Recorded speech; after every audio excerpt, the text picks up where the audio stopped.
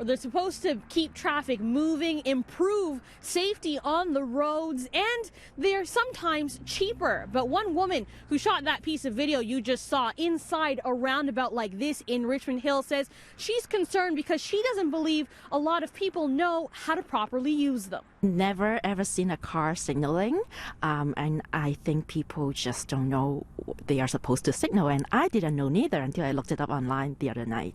A driver, she didn't pause or she didn't stop at the sign, and we almost had an accident. I want to see it says wait for gap on all the under all the yield signs, and I think that would make a huge difference. The woman who captured the dashcam video of a close call didn't want to be identified, but she says this is one of 8 roundabouts in her Richmond Hill neighborhood. She says incidents like hers happen all the time, with drivers constantly blowing through the yield signs. The township of Richmond Hill says roundabouts work best in a continuous series, and generally they've received positive feedback about them. In response to concerns about signage, in a statement to City News, they say the town is reviewing the signage needs on the Tower Hill Road roundabouts, and additional signage and pavement markings will be considered. York Region says roundabouts help reduce injury collisions by up to 75% and help reduce emissions. And while they can cost more up front, the long-term maintenance is also cheaper.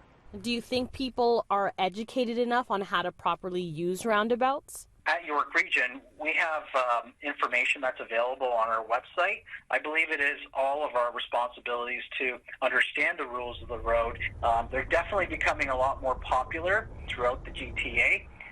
Which helps with the education component. So how exactly are you supposed to use a roundabout? Well, there are a couple of simple rules. Now, first of all, those approaching the intersection must yield to cars inside the roundabout. We'll see if this one does it. Okay.